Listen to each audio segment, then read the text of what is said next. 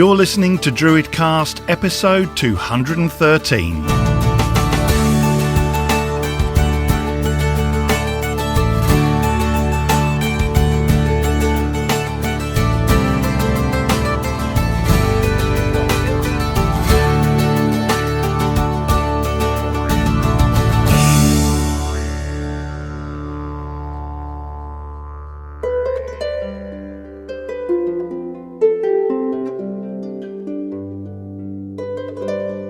A blaze on the edge, a fire on the horizon, fiery life-giving power descending into the dark green world.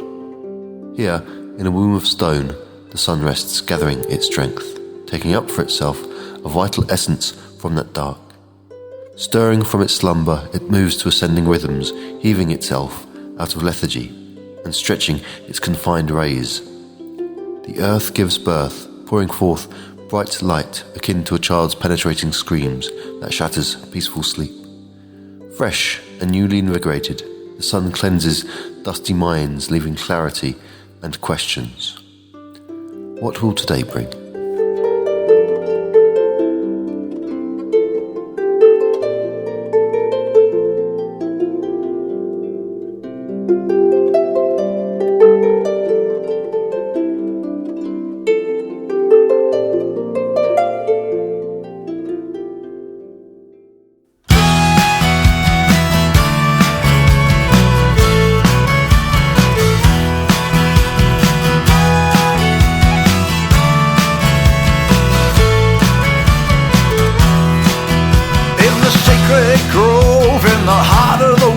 My friend and I, we didn't have a care.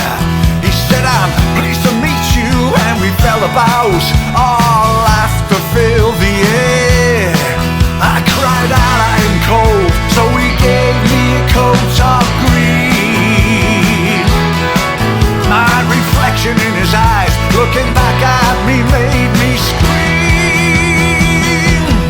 Let the Beltane fires burn. Let the Beltane fires burn. Let the Beltane fires burn. Let the Beltane fires burn.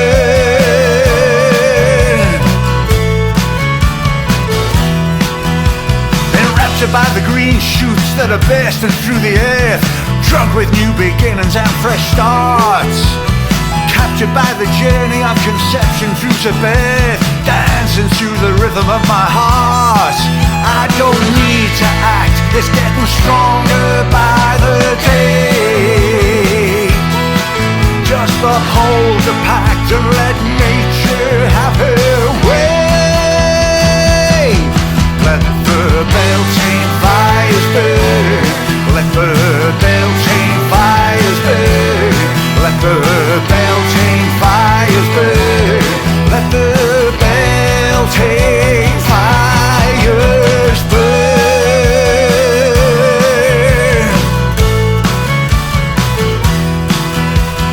Take my hand and sit by the fire. The words will flow with ease. The sun is up now, the moon's retired. It's streaming through the trees.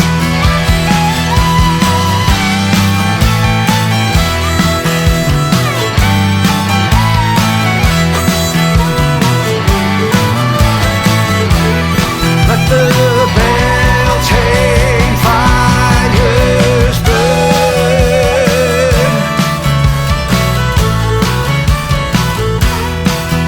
I was standing on a hill as the night fell away. The mist below me never seemed to end. At the crack of dawn, on the break of day, I turned around and gazed upon my friend. He put me under a spell that was cast so long ago. In the deep dark well where the healing waters flow. Let the Beltane fires burn. Let the Beltane fires burn. Let the Beltane fires burn. Let the Beltane fires burn.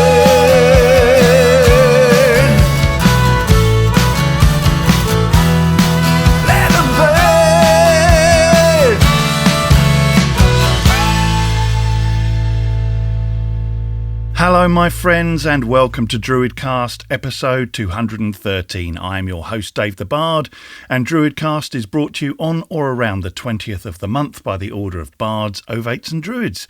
If you want to find out more about membership to the Order and our courses, you can do that at our website, which is at druidry.org.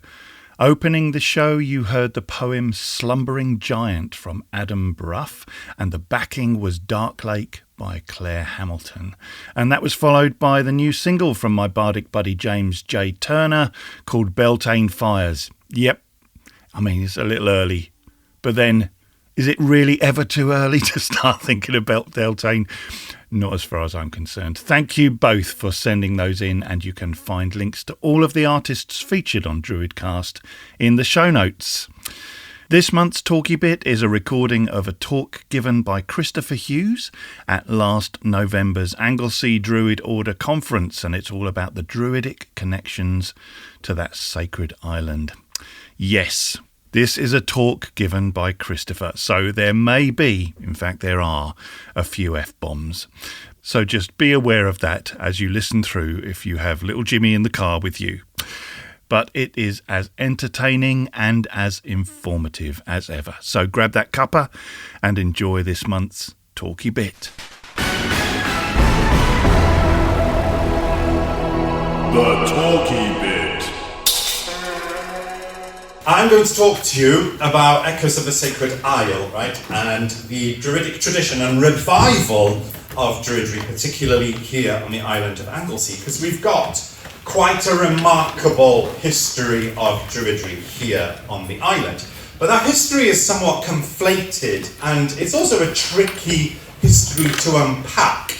And part of the reason why it's so tricky is that within the last 300 years in particular, Druidry has become endemic in Wales as opposed to something that is quirky.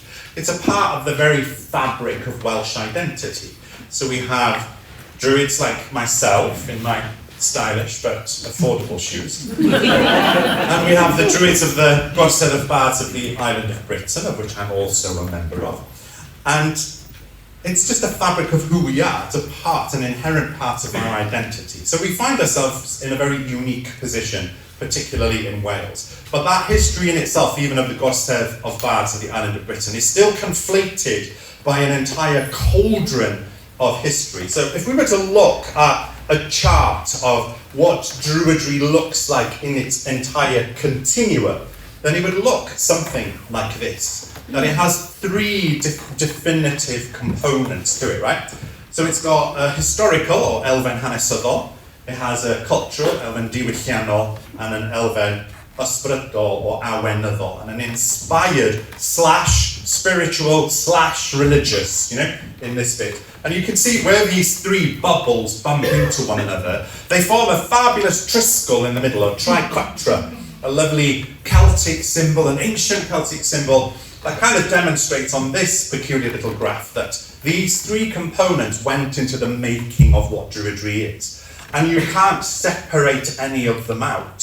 They're essential for the well-being of the tradition itself, right?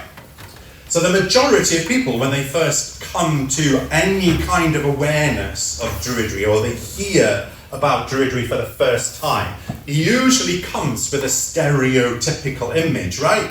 It's the beard, I can't have a beard, I'm a drag queen, you know what I mean? The bearded man in his robes with his staff, and it seems to invoke a fairly ancient image of these sagacious priests that roamed the British and Northern European landscape. But of course we know that that isn't entirely true. That's the image that you see on your screen, even though it seems to depict what we might consider to be a Celtic Iron Age Druid priest. It's a romantic image of it that comes to us from the Romantic era. They probably didn't look like this at all. I don't know, did anybody ever watch that series Britannia? Yeah. I kind of liked what they did with the Druids. They were a little grungy, weren't they? And just a little on the edge. And I thought, I like that, because it demonstrated the one thing that's missing in Druidry in the 21st century, fear. I It's like, oh Christ, it's that Druid. we best behave or we're going to get hexed until we glow. I kind of liked what they did. And of course we don't know what the ancient Druids looked like. We've got some clue as to kind of the bling that they liked, because the bling has survived more than most of the bodies have, right? But the depiction of the ancient British Druid from the Celtic Iron Age, which spans this vast period of time that they occupied, is a stereotypical image. But our history is also dependent on a pool of knowledge that came from that particular era. Now, whilst we don't know anything about what they did themselves, there's no liturgy that's been recorded, the information that we have is entirely dependent on the classical record from the classical Roman authors. And of course, even when you think of that, some people are prone to criticize even the classical authors. But they were writing stuff about the Druids over several hundreds of years, not just from one week to another. I mean, you're all on social media. You know how a story changes from one morning to the afternoon. And history was probably just the same. It was all influenced by different ulterior motives and agendas. Some of the classical authors kind of liked the Druids. Some of the Caesars in particular kind of liked them and wrote about them in a fairly admirable sense, whereas others just thought that they were just a bunch of weirdos flapping around in Britain, painted blue and running around naked with a carnix. So it was a peculiar kettle of fish, the ancient, or the perception of an ancient Druid, what it did and what it looked like. But it's still a part of who and what we are as a continuum of Druidry. So we have the classical record, but we also have the archaeological record, what they left behind. And some of those can inform us as to perhaps the nature of what the Druids were and what the Druids did. But of course here, on the Holy Island itself, we do have a rather peculiar quiddity of history, which was the Ymosodiad ar Ynys Môn, or the attack of Môn, which happened around about, sometimes it's 62 of the Common Era in some books, and sometimes it's 60, and sometimes it's 61, but again, it's a long time ago, right? So it's like 61, give or take a couple of moon cycles. But imagine that the Roman legions, who were, at the time, they were fairly prevalent throughout the British Isles, but so many of them were based in what is now England. But they came all the way to North Wales to take care of those pesky Druids, that inhabited the Isle of Mona, as they refer to it. But that's going to take a lot, isn't it? Because we didn't have any good trade routes through the mountains. We just had tracks. So the Romans had to march several battalions and legions all the way to North Wales just to take care of the Druids. It's like, why would you do that? The Druids must have held social, political and religious sway over the peoples and tribes of the island of Britain. And seemingly Ynys Môn was an important location for that. So even if you look at Ynys Môn from an archaeological perspective, she is littered with ancient monuments. And most of those ancient monuments now have been destroyed or lie underneath the A55 or are being discovered by people like Arwin currently to this day. But there's an immense amount of archaeology on the island, which seems to imply that even all the way back to the Neolithic period, through the Bronze period, through the Iron Age, that Anglesey was an important place for a number of people. And we might consider that maybe, we don't know, it's like plucking something out of the air, but those people who built places like Bryn Celli Bad Clodiad y Gawres, they could well be described maybe as proto-Druids. Because it seems from what Caesar said that the Druids of Gaul, they stated that they received their training in Britain, and then Anglesey seemed to have been an important place. So does that indicate that this is where the ancient Druids came for training? Then did they return to their homelands having received that training? We'll never know for sure, but I like that story, I'm going with it. I like that. But when it comes to the classical record, there is a visceral account of what happened here on the Isle of Anglesey, written by Tacitus in his Annals. That sounds so awful. So I don't know if you can all see at the back, but I'll read it out. So Suetonius Paulinus, he was the commander that was selected for the invasion of Ynys Môn. prepared accordingly to attack the island of Mona, which had a considerable population of its own for a very small island, while serving as a haven for refugees for everything that was happening in the rest of Britain.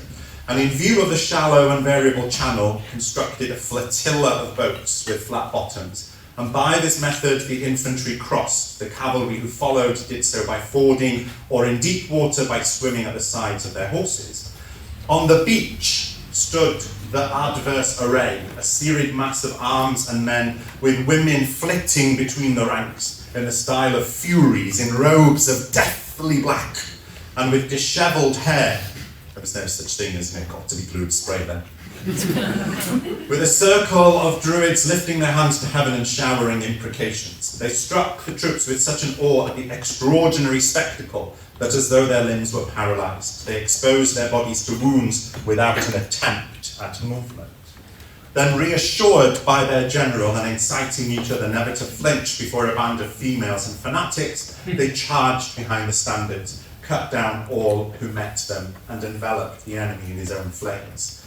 The next step was to install a garrison amongst the conquered population, and to demolish the groves consecrated to their savage cults, as if the Romans were civilized and didn't do horrible things in Coblazidins. For they considered it a pious duty to slake the altars with captive blood and to consult their deities by means of human entrails. While he was thus occupied, the sudden revolt of the province was announced to Suetonius. But one of the fascinating things about Tacitus' accounts is the accounts of the furies, that one of our first line of defence were the women of the island.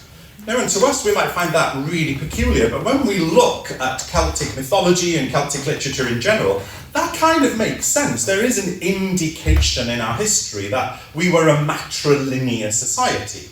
So even if you look into the mythologies of Celtica in general, the patronyms are not patronyms, they're matronyms. They use matronyms to describe your family line. So if we looked into the 4 branches of the Mabinogi, for instance, now whilst that doesn't have a time stamp on it, you can detect various timelines within the mythology. So it's evident, particularly when you read the 2nd branch, that the Romans are nearby, but they haven't yet arrived. And all throughout it, you have a syncretic Christian medieval overlay. So it was still pertinent to the people of the medieval era, but when you lift that syncretic layer up, you can see this echo of a time just before the arrival of Rome into Britain. So it kind of gives a little time stamp or a little time continuum. And those particular bodies of myths, they identify the characters within, not by their fathers, but by their mothers. It's math, vab, mathonwe. Mathonwe is a feminine noun. It's not referring to a man, it's referring to a woman who is cognate with sorry, Irish people, the Irish bear goddess. So there's a cognate to Mathonwe in Ireland. And it's Gwydion vab dawn. It's Gwydion, the son of dawn. They're referred to and made reference to by means of their maternal line, not their paternal line. So maybe that's not a big surprise as to why it was the women who were our first line of defence, right? So Anglesey seemingly was important to Rome, enough for them to come here and attack Rome, and attack Britain. And from that point on, the Druids kind of disappeared from general history. But at the same time, that's not an indication or to imply that they disappeared from all history. They were still prevalent, but they were prevalent in a different guise within Welsh culture. So we started writing our poetry and our stories just as the common Brittonic language turned into Old Welsh. Now that didn't happen from one week to another, that happened over several centuries. And by the time we had developed Old Welsh, we were writing our stuff down. And it's called a traddodiad barddol Cymraeg, or the Welsh bardic tradition, which still exists to this day. And whilst the Druids do get mentioned within that material, it's not very explicit. So they don't make claims that they knew what the Druids did, but our bards certainly mythologized themselves as having Druid tendencies or Druidic qualities, as if something within the bardic memory understood what that meant. So they were writing about it, from the 7th century onwards. And as we move from the era of the hen gerdd, or the old songs, into the goggin veil thing, just after we lost independence in 1282, 1182, which one was it? 1282. We were still mythologizing ourselves as Druids. And that existed within the Welsh material. But because that was locked in culture, nobody outside of Wales knew about it, right? They didn't know. They were like, oh, the Welsh are just over there doing poetry and shit. But they were talking about Druids as well with it. So it kind of went underground. And of course, it's also tempting to non-Welsh speaking cultures that if something isn't available in a language beyond the native tongue, then it doesn't exist. It's not part of the cultural framework, but in Wales it was part of the cultural framework. But then the Druids themselves explicitly didn't then arrive back into the public realm of imagination until the early 1700s, which is where you see this particular book coming from. It was written by an Anglesey minister, and he there's a whacking great big book by Henry Rowlands, who's now buried in the churchyard in Llanidna, just by Bryn Shenkin, called Mona Antica Restaurata, or an archaeological discourse on the antiquities, natural and historical, of the Isle of Anglesey. And this is one of the first times that we see this particular image, this stereotypical image of a Druid holding a branch of oak with his staff, looking sagacious, looking like that stereotypical, quintessential image of a Druid. And it comes from this particular influence within the literal record. But he went a little bit further as well to describe and assign various parts of the island of Anglesey as having had some kind of Druid activity. Now, we know by this current time that a lot of that is probably incorrect, because the monuments that he describes are significantly older than the time of the Iron Age Druids. But there's one in particular that he mentions, which is interesting only because of the queerness of the Welsh language and how the Welsh language works and operates, and its tenacity to record elements not only of place and people, but of culture, right? And if you think, any culture is primarily identified by its language. And you could say that it's a truism, that it is language that carries culture and preserves culture. So there is a little peculiar thing in Henry Rowland's work, which is the temple at Tref Driw. Okay? So Tref Driw is currently over by what we would call Dwyran today, so it's in the southwest corner of the island. And there was a whacking great big stone circle there called Cerrig, or Temple, as he called it, Tref Driw, Wren's town. Okay? So of this stone circle, only 2 stones now remain, called the Mother and the Father stone. They're like 17 feet and 15 feet respectively. And they're whacking great big standing stones, but they formed an entire circle. So there was an archaeological dig done there several years ago, and they found the post holes, or the holes where the other stones were located. But of course we had people, Torr Cerrig, we had stone crackers that were prevalent, particularly in the Victorian era, who would build giant bonfires over these stones, superheat them, throw cold water on them and shatter them. And then they would use the stones for their walls and for their buildings. But Tref Driw stands apart from all of the other material, which seems to have reached an incorrect conclusion, not because Henry Rowlands was stupid or anything, but he didn't work in a vacuum. He existed within a culture that had assigned meaning of Druids and Druidry to places like Avebury and to places like Stonehenge. And of course we know now that that's an erroneous association. But that was the world that he lived in. But Tref Driw is interesting because it may provide a snippet or a clue as to maybe the ancient Druids did use some ancient monuments, because we do today, right?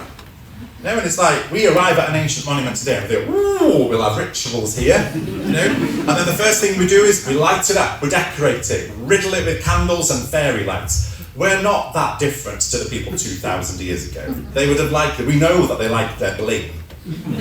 So they would have, anyway, I thought, we'll use that. Why not? We'll go there on a Tuesday. So it's possible that they may have used Tref Driw. Who knows? But the interesting thing about Tre Driw is the name itself. Now, we don't know for sure what the ancient Druids called themselves. We're told by the classical authors that they were called Druids, and the word for Druid in Welsh today is derwydd. It means the same thing, those who are oak-wise, or those who know the oak. Derw, oak, gwydd, to know. Drw, oak, id, to know, right? So there's other etymological roots as well, and even some links to Sanskrit as well within there. But that's going down another story, and we would be here till Tuesday. But the interesting thing about the word driw is that it does appear, and it appears within the bardic material of Wales. There are several times, particularly in the works of, well, we can't ascribe it just to Taliesin. Again, it's bards mythologizing themselves as the Taliesin figure, as the prototypical bard of Wales. So in that voice, these people speaking as that prototypical bard, they use that term driw fairly often. And one of the most famous accounts of that is, with driw, with siw, with side. I am a driw, I am a sage, I am a craft worker, right? And it's like, well, what the fucking hell does that mean? Driw. So if you went to an English-Welsh dictionary today, you'll find that the word driw means wren. It's like, what? What the hell? Wren. Which is the smallest of British birds, and yet the one with the most melodious and loudest voice. And in British folklore, it's often referred to as the king of birds. And when you look into Celtic folklore, the wren is everywhere, riddled through Welsh, Scottish, Manx, Irish, Breton mythology. The wren is there. And we even still maintain a connection to the sagacity and sanctity of the wren by our festival on the 26th of December, Boxing Day, harkening back again to a folkloric activity of boxing the wren. So this word keeps popping up, and at the time that Henry Rowlands wrote this book in 1732, it was a name that was already known. It was already assigned to these standing stones. So is there then a possibility that if the Druids had a name for themselves, did they call themselves the Driw? The wrens, which I rather like, because there's a certain humility to that for the smallest of British birds. But yet there's a magic to it, isn't there? They're just so magical, these tiny little, almost solitaries. You only ever see them by themselves, flitting in and out of bushes. Tiny little things. So who knows whether that was an influence. So Henry Rowlands was incorrect, or reached incorrect conclusions for a number of things, but so did other people of the time, like Stukely, Aubrey, John Toland, all of these people who were instrumental in resurrecting and reviving a Druidry in the 1700s. They did reach incorrect conclusions. But I'm sure that in 500 years' time, when people look back at us in the 21st century, they will say the same thing. They will say, oh, they just reached an incorrect conclusion because that was the time they had and that was the information available to them, you know? So we have to be like a little bit kind to these people. But during that time in the early 1700s, Druidry took off again. And it took off big time. But even that is also mythologized. So whilst we're told that John Toland walked into a pub in London on Poland Street, you know the gay bar? King's Tavern, no longer populated by Druids, just drag queens and bears, but there we go. And there's a whacking big sign in there that says the Ancient Order of Druids was reformed in this pub in 1782. But its initial initiation was in 1717, but there's no proof that it happened then. But it's been mythologized that it happened. And it kind of gives an indication that however sensible we are, however scholarly or academic we are, we love myth. We love and are in love with mythology. And like so many of you have heard me say ad infinitum, a myth is something that never happened, but a myth is something that happens all the time. Constantly, it's always happening. It's happening now, you know? And just to give you an example, right? This is fabulous. In 2001, the 50th anniversary of the repeal of the Witchcraft Act of the United Kingdom, there was a witch who was executed here. She wasn't a witch, she was just a woman who scorned a man. hang her high. Oh, God. So Margaret, daughter of Richard, who was executed at Gallows Point over there. She's only one of four. Only 4 witches were executed. And so she... Where was I going with that story? Oh yeah, myth, yeah. So I had rum, I had gin last night. We were celebrating. Bitch, don't judge me. So I've got to keep an eye on the time. There's other talkers. It's not just about me. Where am I going with a tangent at 10 o'clock in the morning? So we came here right at dawn, crack of dawn. There was 7 of us, and we left a plaque outside the court where Margaret was judged, saying this is the 50th anniversary of the repeal of the Witchcraft Act. And they got some attention, but we did it at dawn. And I worked in community physiotherapy then, and I used to see Mrs. Bartholomew, who lived over there in Castle Row. 4 days later, I went to see her, walked in, and she went, Hughes? And I said, yeah. She went, witches! There was hundreds of them. In 4 days. There wasn't 7, and now it's myth in Beaumaris. Everybody talks about that day in 2001 when hundreds of witches. It was 7 druids. So all of these things are influences, right? So these are like the historical influence into what made the Pool of Druid. But there are cultural influences as well. So whilst England, and it is, and we have to be very honest about it, it was England that resurrected Druidry as a tradition of spirituality in modernity. It wasn't us Welsh who did it, it was the English who did it, and created a spirituality. And then the Welsh went, what the fuck? They're ours. And then we kind of stole them back, you know. And but interestingly, even though all of this Druidry was coming into public imagination at that time, it was the Island of Anglesey again that was the first ones to go right out on a limb and call their organisation using the word Druid.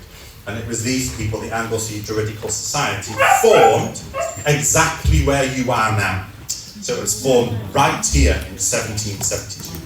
And it ran into, come in, Eric. There's chairs somewhere. How are you? Sorry. So the Anglesey Druidical Society was basically a charitable organisation, but they invoked this memory of the Druids. They pulled that memory from not only the landscape of their island, but also from the landscape of their Welsh culture. And they started to devise and design medallions and coins that had this very quintessential image that was obviously influenced by the Romantic movement, right? Oak leaves, again coming from the word derwyddiaeth, you know, those who know the oak.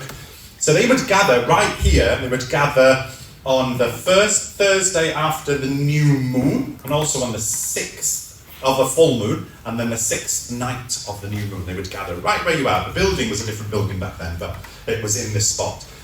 And they would do all sorts of druidic shenanigans. And they would have to invent them because there was nothing left. They were just having to make up these lovely, gentlemanly rituals and ceremonies. And then everybody would put little bits of money into a pot. And then at the winter solstice, they would open that pot. And all of that money would be given to the poorest of Anglesey. So they were there to help, you know, and assist the people of the island as well. So this had a massive influence on Welsh culture and British culture at the time, even to us finding the Druid's head penny and halfpenny from the Paris Mining Company up in Amlwch. So Mynydd Paris, or Paris Mountain, P-A-R-Y-S, was a bronze and copper mine that's been used since like 4,000 or 5,000 years. It's still active today. And so this Druid's head found its way into modernity at the time as a viable symbol of what was British, what was Welsh for us Welsh as well. So you'll also find that we've recreated it with a circle of mistletoe available for 5 of your finest pounds. Get them, they're limited. So these are also an influence on the revival of modern Druidry, particularly here on the island of Anglesey. So there's all of these different influences. We've got the historical record, the classical record, the bardic record, and now which is a part of the cultural record, but also this kind of folk record. record. This is how the people of this island were responding to the reality to them that this was a place of high significance to the Druids of the ancient world. And it doesn't matter at what point in our time that you look at elements of that history, it's there, the Druids are there, which is why earlier on, I'd said it almost, sensationalistically that Druidry is endemic in Wales, but it's true, it is endemic. It's just a part of the very fabric of who and what we are. But there are also other people in the mix of this. So as we come forward in time, we reach another interesting era of the development of what was to become Druidry as we would practice it. So even though I am a Druid in the Gorsedd of Bards of the islands of Britain, that is very much cultural Druidry. That's not to say that there aren't people in there who are spiritual or religious or none of the above. But its focus isn't on spirituality and religiosity. Its focus is on the dissemination and harbouring of Awen, of the bardic spirit. Whereas us, of course, in here, I'm a fully paid member of the Lunatic Fringe. Very happily so. It's a spiritual kind of Druidry. So what influences are there, particularly here on the island of Anglesey, as to a magical legacy? So we have an understanding that the historic Druids were engaged with magic and practiced a form of magic. And even when you look into the bardic tradition, you can't separate that out from magic either. So much of the very fabric of the Welsh bardic language is magical. A bard is somebody who is essentially, for want of a better word, channeling something from somewhere else and then forging it into poetry. So if any of you read our current Archdruid, Mererid Hawkwood, if you've read her book Singing in Chains about the mechanism of Welsh poetry, you'll see that she kind of says the same there, that a bard finds the words and then pulls them down to that. It implies that there's luminosity, that there's an ethereal quality to the magic of bardism, yeah? But here on the island, we've got another interesting facet to the story that was to become the spiritual Druidry that we practice today. And it comes to us from the circle. The circle. So the circle, or a kilth covering, the mystic circle, was a 19th and 20th century magical group on the island of Anglesey. And they're a magical group that are very, very different to any other kind of magical group that existed in the entirety of Britain, and for very good reason. So there was a documentary made in 1997 featuring Mr. John Williams. So I have to say it because some of them just wet the seats. So and he appeared in a documentary along with Professor Gwyn Thomas from Prifysgol Bangor University and Professor Ronald Hutton, who most of you will be familiar with, right? And explaining the function of a kilth covering, of the magic circle or the mystical circle here on the island of Anglesey. So when Ronald Hutton looked into this, at the time of writing in 1997, he very quickly after, I think only like 2 years later, published The Triumph of the Moon, a history of modern witchcraft in Britain. And he describes that witchcraft is basically the only religion that Britain has ever given the world. And that's kind of like a correct observation as well. But at the time, there were a lot of people making huge claims as to the lineage or ancestry of magical traditions. You probably all met people in the 90s who were hereditary witch, and their families went back 800-900 years, and there was a book of shadows. Ooh, can I see it? Oh, it was burnt in a house. It's like, oh gods, I've just read more purple. So Ronald Hudson was on a bit of a mission to kind of dispel some of these myths. Rhiannon Ryle had written West Country Wicca, and that was about this, unbroken lineage of Wicca in the West Country, and Ronald Hutton was like, I smell bullshit, honey. And it's like, because there's nothing to give it any substantiation, right? But when Ronald Hutton, and I spoke to him recently actually about this at the Obod Summer Gathering, he was very excited about some of our findings. Right? So this is what Ronald Hutton wrote about this particular group. I reacted by talking to one person with whom I am personally acquainted, who had grown up in Morn, and asking her if she had heard of Williams's circle.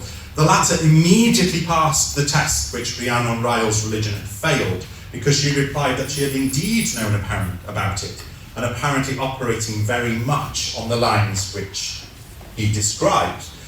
John Williams then belongs to a genuine local spiritual tradition which differs markedly from Wicca and may well predate it.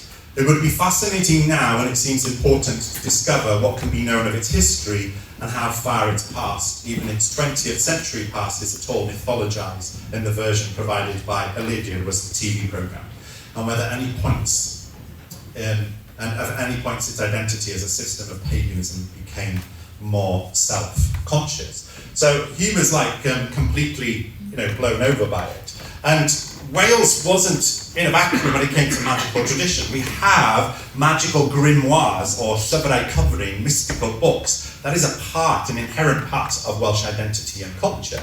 Magic has always been a fabric of who we are, whether it's in bardism and their use of the bardic craft, or whether it's in magical craft, like this example from Llyfr Cyfan John Harris. But it's like death by PowerPoint, so ignore that one. But the structure and system of belief of the mystic circle here on Anglesey is very different to anything else within the Western mystery tradition.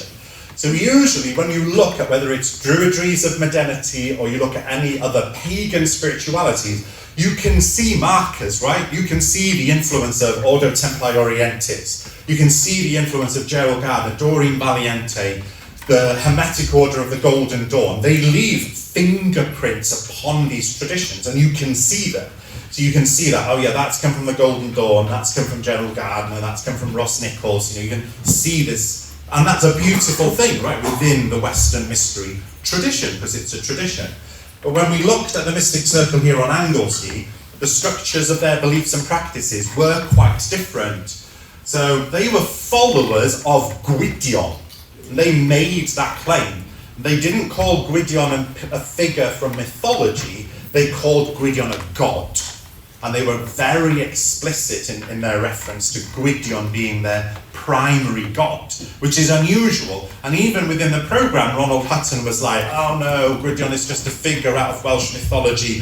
And then Dr. Gwyn Thomas of Bangor University threw shade at Ronald Hutton, going, well, honey, no, it's been a part of our culture for hundreds and hundreds and hundreds of years. We're aware of it. It's not just something from the Mabinogi. There are other references, vernacular and written, to Gwydion. And these people obviously clung to that.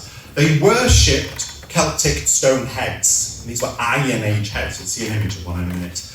They were focused very much on megaliths, lakes and wells, so their practical magical workings took place at those places. They were devotional in nature, with offerings a central aspect of their practice. They had monthly meetings, Thursday following the full moon, just like the Anglesey Druidical Society, see? So we don't know who influenced who, or by what means or methodology. They were very much focused on herb lore and plant magic, and they were capable of spirit journeys and would claim spirit journeys. They venerated a tradition of sacred roads, particularly here on the island. They were initiatory in nature, and they were matriarchal. It was a very hierarchical group, consisting of what they called a chwiorydd perffaith, the perfect sisters. Those were the rulers and keepers of the tradition itself. And Gwydion was their primary realm of focus. But Gwydion, as he appeared in the mythology, has a slightly different angle within the mystic circle. So in the mystic circle, they identified Gwydion as having either 3 sons, which he does have in the mythology, or 3 aspects to himself. And they're called Eog Agor, or Eog Altor, Eog Ellill, and Eog Gorach. And the meaning of that is, these are the usual 3 offspring from the Mabinogi, right? Bleidwn, Hyddwn, Uchdwn Fawr. So Eog means salmon. So it's the salmon of Agor, or Altor, which is a word that nobody can really decipher. Eog Ellill, or the dwarf or the small Tylwyth Teg type of salmon, and Eog Gorach, that's the dwarf one. So even these words are really odd. It's like, why were they using these words? And even today, we can't quite fathom, we can't quite understand what they mean by them. But these were the words that they used in reference to this particular statue or figure that represented the god Gwydion. And what they used was this. So this head was found in a farm, not far from here, called Hendy. It's just on the top road between the two bridges. And it is a Celtic Iron Age head. It's flat on the top, and it's got a hole drilled into the side of its mouth. And that hole seemingly would receive either votives or libations or food or whatever, into this hole. And it isn't unique to Anglesey. This kind of Celtic Iron Age stone head appears throughout the Celtic cultural continuum. And so many of them have got these holes drilled into the sides or into the middle of their mouths, implying that they were being fed, right? That's weird, isn't it? So they venerated this head. And they did so by every member wearing what they called a stufel ciist ithen, or the pillar of the chest of hell. Now, we have to be very careful with the word hell because it's sensationalistic because of the syncretism of Christianity. So they're using that word ithen either provocatively or to challenge purposefully, because it comes with massive connotations and baggage, right? So we don't know, because now all of the members are dead. They're all dead. We don't know anymore where that word came from. But they had these little dowels, and they would feed not only the head as Gwydion, this proto-Druidic god, and still a god within the Druid traditions of the 21st century, they would feed it, and then it would then provide its blessings to the members by means of this dowel, which would be shoved into the mouth of the god. And it would be shoved in with this particular prayer. And the prayer itself, the language that's used in the prayer, is very odd. Yeah? So it's, O Gwydion, preserve your servant who is with you in the battle of Llifon Beach, keeper of the holy ways, you who was born in the tribe of the Black Well, 3 ages and 3 circles after the great crisis, and this was founded in front of 150 suitable sisters by the perfect lake. And in the Welsh, it just sounds, making nipples go like chapel hat paste. It's bloody marvellous, it really is. So they would gather, they would leave offerings, and the offering was usually a toadstool and a bay leaf on top of the head of Gwydion. And then they would insert their dowel into the mouth, and Gwydion would breathe their blessings upon them. So every member would wear this particular instrument, this device. Am I right for time? Yeah. And this is a Llyn Perffaith, which means the perfect lake, which is Llyn Mynydd Bodafon. So Mynydd Bodafon is a really queer place in Anglesey. Very, very peculiar. It looks like a caldera. It looks like it had a volcanic explosion on it, but it hasn't. So it's this very, at Anglesey, we don't have mountains, we have very short hills. But it has this concavity at the top, it's got this dip and there's a lake in there. And that's a subject to a massive amount of folklore, from witches to this particular circle to Druids. There's an old Iron Age fort on the flanks of that hill. We still use that hill as a focus within the Anglesey Druid Order today because of these associations, But there's all manners of associations made with Mynydd Bodafon and another particular god, perhaps, within Celtic tradition called Eiddo. And there has been some bards of old who have written articles in various newspapers who claim that maybe Mynydd Bodafon was originally Mynydd Oed Eiddo, that it might have been the place of the residence of Eiddo, of this particular god. And maybe that's why these people were drawn to using and working at a Llyn Perffaith, at the sacred lake. And one of the activities that they did there was to create a cawell offrwm, which was an offering cradle that was weaved from ordinary reeds, and then it had a stone placed in the bottom to weigh it down, and then this, again, a toadstool and bay leaf. And a prayer would be said to Gwydion and to the spirits of that lake, and it would be thrown into the lake. And again, it's where did that come from? What was the influence behind all of these various practices that they did at that particular time? So it was found here in Hendy Farm. There's Tmawr Tomb over here. This is the A55, the main route through Anglesey from Bangor to Holyhead. And then the other focus of their activities was over here by a school, do you know what? David Hughes? A school, David Hughes Secondary School, by an unnamed lake. It's a perfectly circular lake right on the side of a road, and it's like, what the hell, I'd never noticed this lake. And it's right on the side of the road, I'd never noticed it. But so much of their activities were around these peculiar bodies of water where offerings were given into these bodies, which is unique, seemingly, to this particular region. So I'd heard, about, obviously I'd heard about this group, because it was just a part of the vernacular of where I lived. And then I saw the programme in 1996, and I'm like, gosh, I need to find out more about these people. And some of the older people that I knew who lived on this side of the island, they still held some memory of these people, but they're older people. So these have died out from a long time ago. So I thought, right, I'm going to go on a mission. So I just ended up, as it happened, to work for S4C. So I called the commissioning director at S4C, and I said to her, there was this programme, and she went, she said, do you know what? She said, I just digitised that entire series only last week. She said, I know exactly what you're talking about. 5 minutes later, I had the episode. I'm like, oh my God. So I had the episode, there was Mr. John P. Williams, so, Google out, search for Mr. Williams, bastard's dead. And you're like, oh shit. But I'm like, hold up a minute, I work in a mortuary. So I find his obituary, and it says, funeral done by, name the company. So I called funeral home, and I said, hi, Pauline, it's Chris, the mortuary here. Hi, love, how are you? She said, I've just bought lovely sprouts for 49 pence in Lidl. I don't suppose you've got any information about John P. Williams' family. She said, what do you want? She said, I've just found some belongings. Hold on. She said, here's his daughter, Alison. And she gave me her number. So then, without even thinking, I phone Alison, not thinking, the phone's ringing, I'm thinking, what the hell am I going to say? So she answers, and I'm like, the actor, the drag queen, came out. I said, hi. I said, my name's Christopher, I work for S4C. Which is technically not a lie. I said, and I'm researching, which I was, about your father and the magical group that he was in. Well, my God.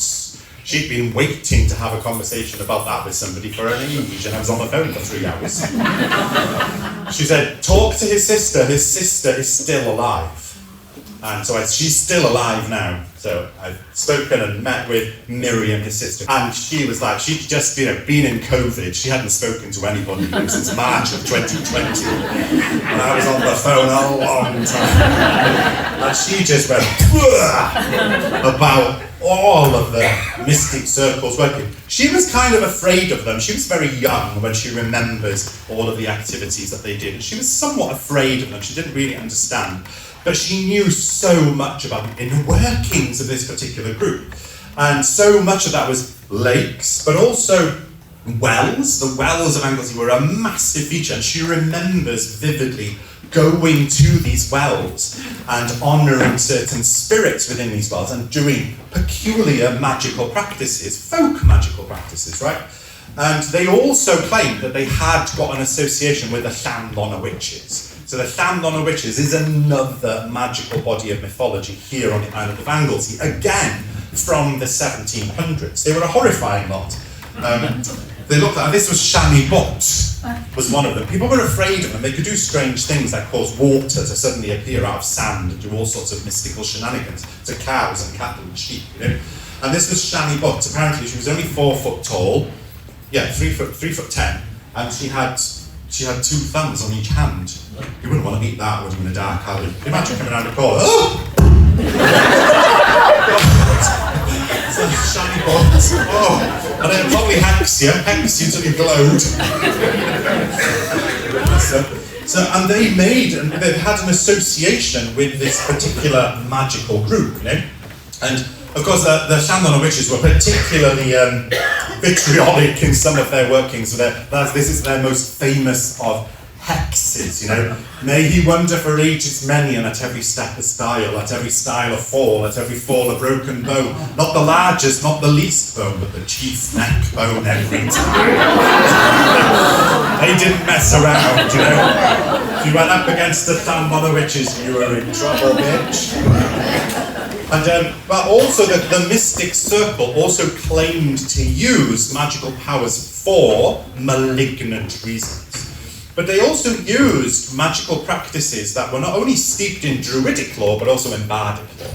So they were able to concoct a particular potion, but it was a dry potion, that they would place in a feather, and they would put in a small pipe made of paper and blow it at a person.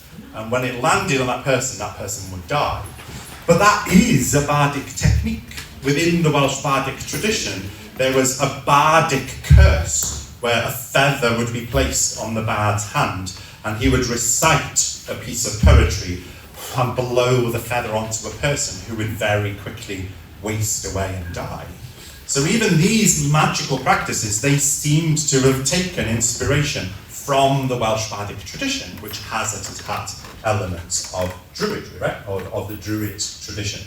We haven't got time for that one. So this is Margaret Pritchard over here. So this was the lady I spoke about earlier on who was executed here.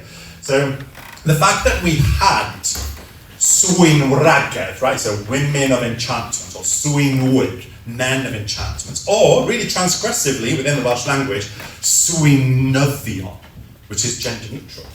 So a Swynydd is either a man or a woman. It comes from like old Welsh language, you know? So the fact that we had these was irrefutable. We had magical practitioners here in Wales, but they didn't come with the same connotation as they did in England at all. We hardly had any executions here. We hardly had any prosecutions here. We needed these people because you couldn't go to hospital. There wasn't any. There was no doctors. You were just literally left alone unless you knew your local herbalist, knew the people who could help you with, you know, your hair loss or erectile dysfunction or whatever else you had blighting you. You needed someone because there were no doctors. And it's always grabbed my goat about, oh shit, she's off on a tangent, and look at the time, that was fine. You know, because I've worked in medicine, right? So I've worked in pathology all of my adult life. And there can be a little bit of a God complex in modern medicine. It can. Some of them can be really God complex, and sometimes I'd have to have a word with them and they didn't like it.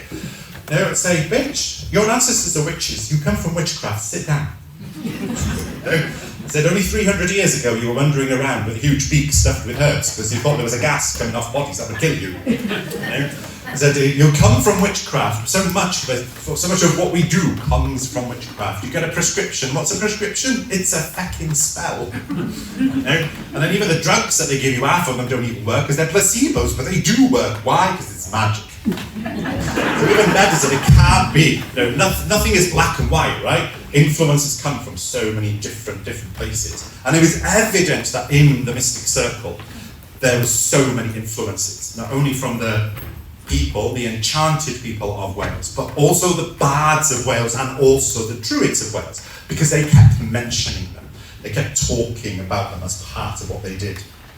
The Fenonelion puppet, so this puppet is a famous puppet that was thrown into Elian's well, and Miriam, the sister of Mr. Williams, was aware that they also created these strange puppets and would throw them into either healing wells or cursing wells for various magical practices. You know? They were influenced by a particular mystical being called Anias or Gair Siddi. And again, that ties into the Bardic tradition, because Gair Siddi comes from the Welsh Bardic tradition. It's a mystical realm within the other world of Anwulf. And most of the references to Gair Siddi are found in Llyfr Taliesin, or the Book of Taliesin. But Anias is not. Anias isn't mentioned in the Bardic tradition, but it is in the mystic circle. So see how they're mixing things up? They're taking one influence and one inspiration, they're adding something that seemingly was already pertinent to their particular tradition at the time, you know? Spirit flight was important to them, that they would take psychedelic compounds and then they would travel to, usually Gair Siddi or other parts of Anwulf to retrieve information and then bring them back. and they were able to medicate other people to either be completely unaware of their spirit flight. And so the head that they used, the Panhendi, we have had recreated by the lovely Sam Holland, wherever she is. She's here somewhere. There she is. So Sam Holland has recreated the Panhendi faithfully, an exact replica, because we have had the blessings of the family of a kilt covering of the Mystic Circle to retain the very few bits of the tradition that we were aware of. Because the family of J.P. Williams, who, everyone said there was no reason for him to have made any of it up, there's enough substantiation in history to make the claims accurate. But they were really saddened that it was all going to die.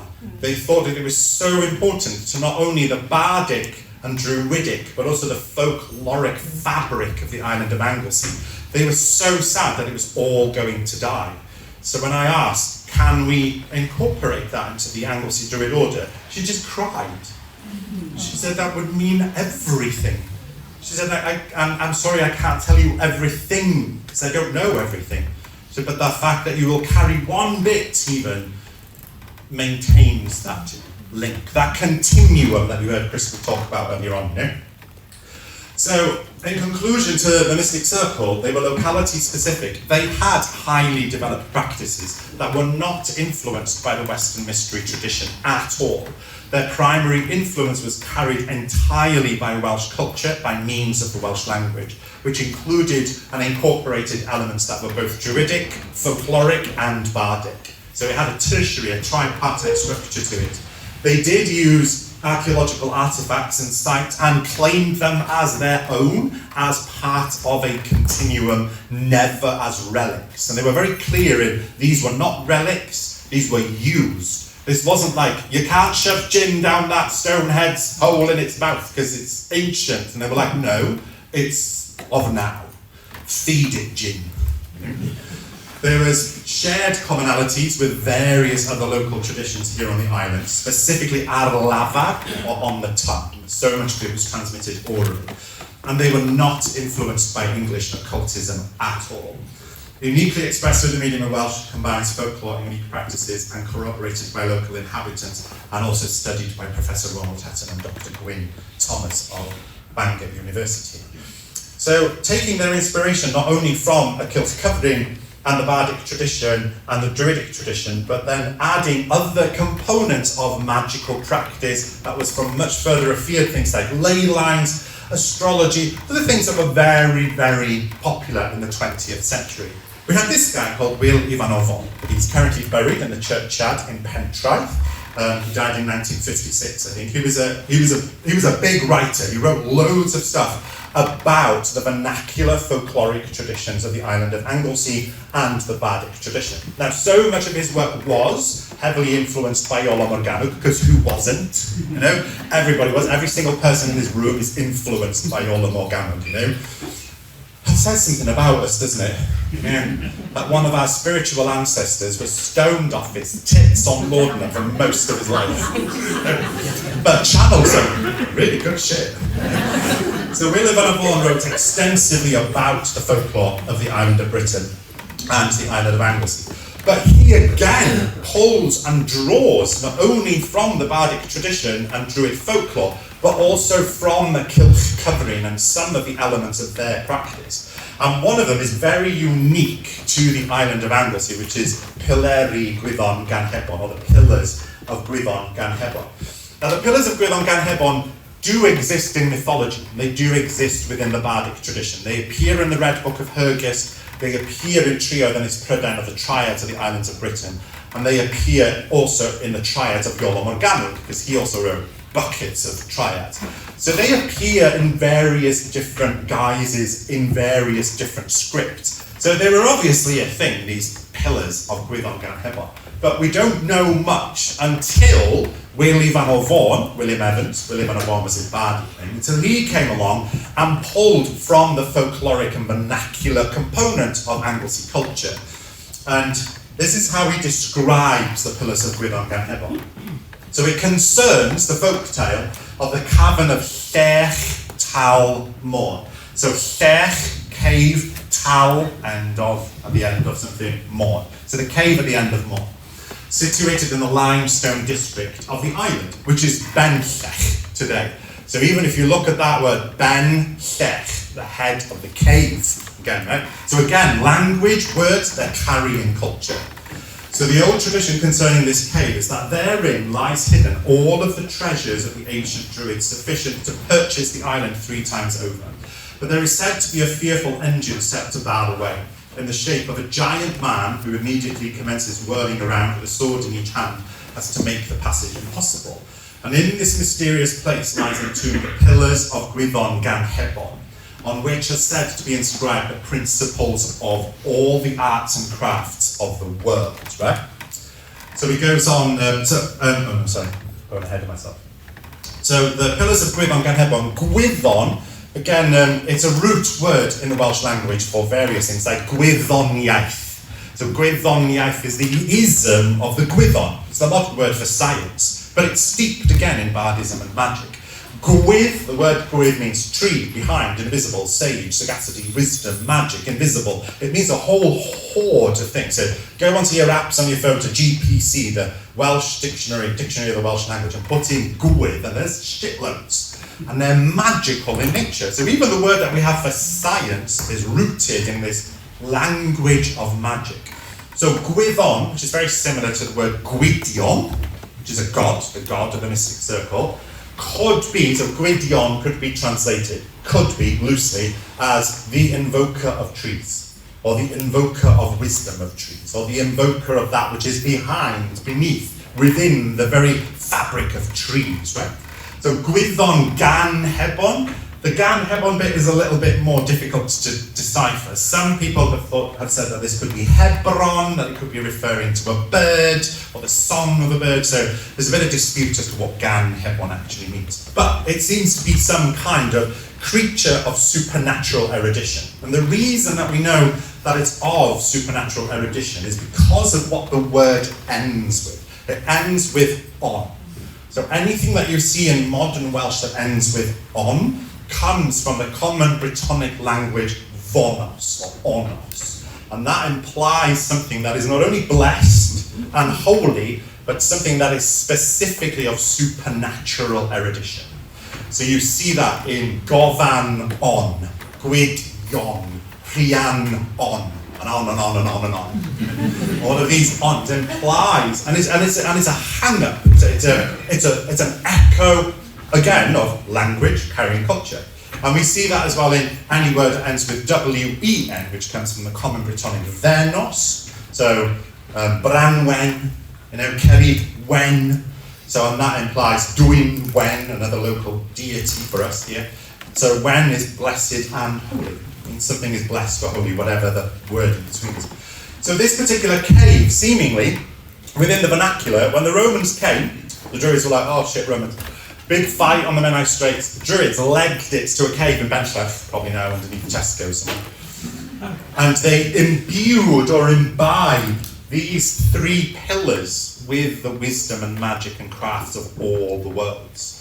And that apparently the 3 pillars are still there. And there are so many fabulous accounts of people who have gone looking for them. One group of people from Talorn went looking somewhere between Talorn and Pentraeth, and when they went digging, there was an earthquake. So they shut themselves and ran away, and then there was another group that went to Benllech and tried finding Llech Talmon, and there was an eclipse. They were like, oh God, leave the pillars, we're not meant to find them.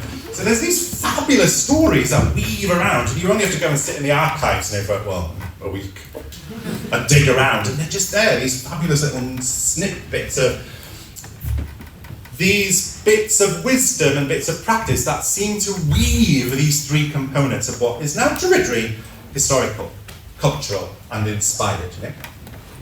So, why is that up there? Oh yeah, so there's another reference. This is from the Maverian archaeology, though, which is Iolo Morgannwg, right?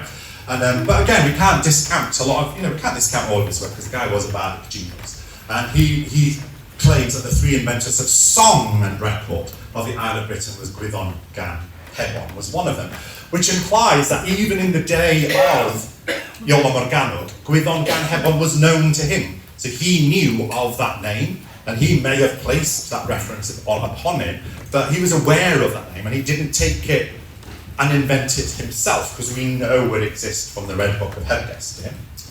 So, as another reference to Druid on Gan Hebon. So, all of those different pools that come implies a continuity of culture, or a continuum of culture, that nothing exists in a vacuum, and nothing exists in isolation.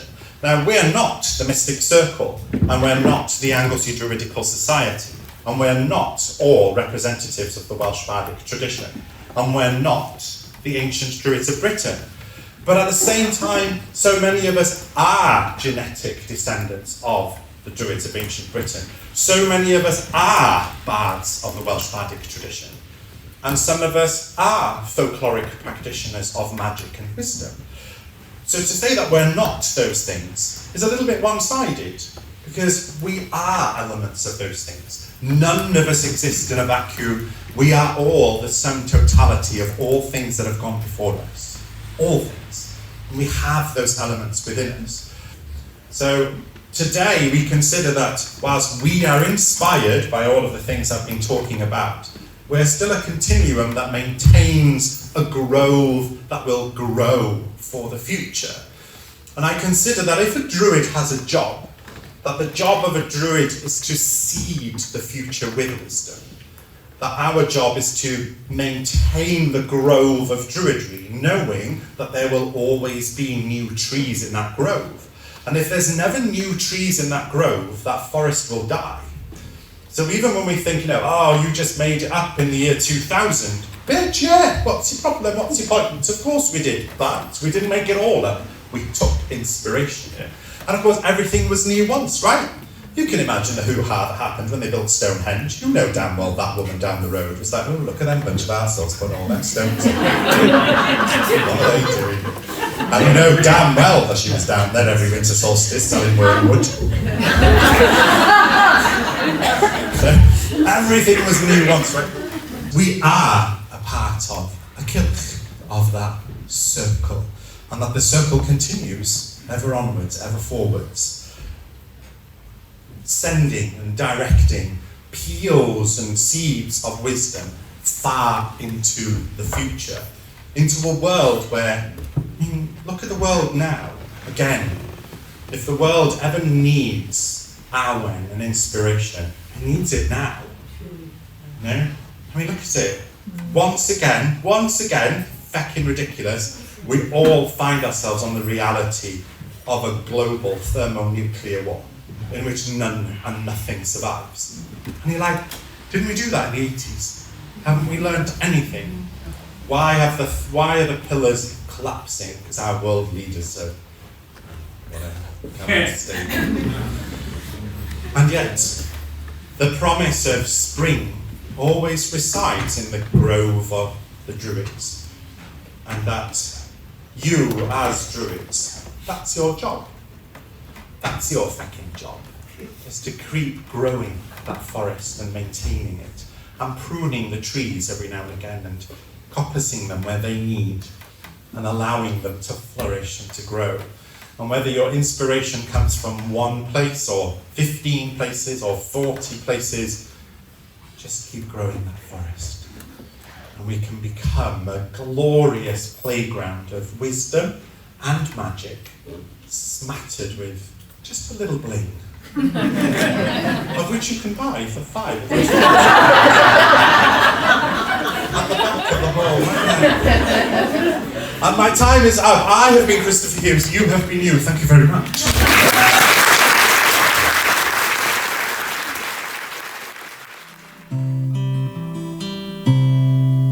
It's another season's promise to hear Stan Rogers sing, or greeting the ephemerals in the greening of the spring.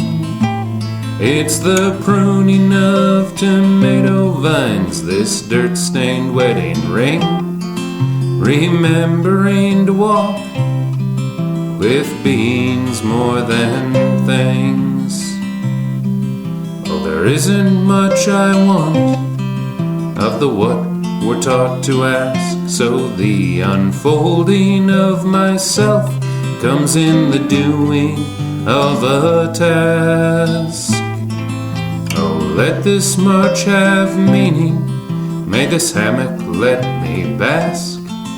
If anyone is listening, let us breathe as one at last. At the turning of the seasons, or the breaking of the day, with the surging of the noise, to keep those inner wolves at bay. At the clenching of my jaw, or the spiraling decay, at the bedside of the dying, or when guests arrive to stay.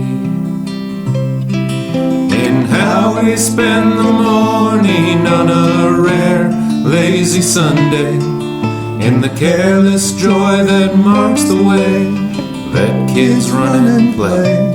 In the changing of my voice, anytime I say your name, in the way you find forgiveness, even buried in the blame. A cross drawn from quarters, or made of silver, sings the same. No two voices ever share a language that is plain. We need the sun, it's true, balanced by the rain, and bliss only exists in contrast with the pain. So let's pray next to each other, though we're worlds apart. Let us pray with all the longing that we find in our hearts. It won't feed the hungry and the wars, but maybe it's a start.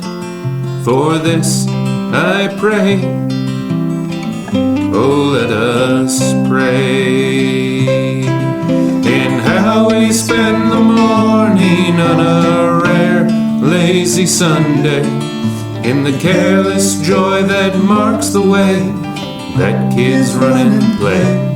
In the changing of my voice, anytime I say your name, in the way you find forgiveness, even buried in the blame.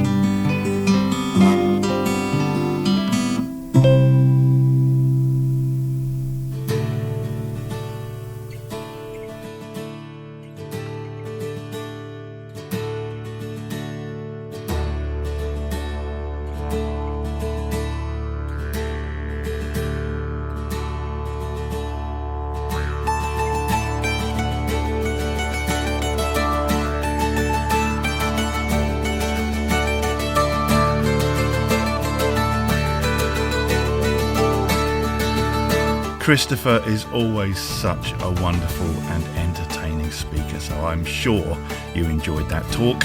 And that was followed by a song from the Tom of Bedlam called Prayer, taken from his album Everyday Elegies. Thank you, Tom, for sending that in and for your kind words about my music too. Always appreciate that. Well, this music means we are approaching the end of the show, but before I go, let's have the results of last month's competition. The prize was a signed copy of Spiral Dance's brand new album 13 Notes, and the question I asked was, what country do the band Spiral Dance come from? Well, the answer is Australia, and the first name drawn from the hat and winner of that signed CD is Natalie Sedgwick from Texas. Congratulations, Natalie. That CD will be on its way to you very soon.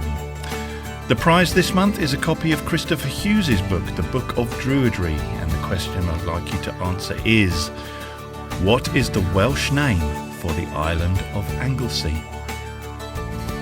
What is the Welsh name for the island of Anglesey? Email your answer along with your full postal address to podcast@druidry.org, and one of you will win that fabulous book. Well, That is a show. I will see you back here again next month for DruidCast episode 214. But until then, I wish you all peace and blessed be. Goodbye.